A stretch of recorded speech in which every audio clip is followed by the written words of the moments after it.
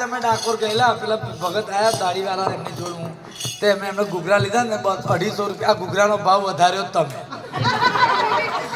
ભાઈ ભગત બાકી હું 145 ની જોડ ઘૂઘરાની લઈ આવી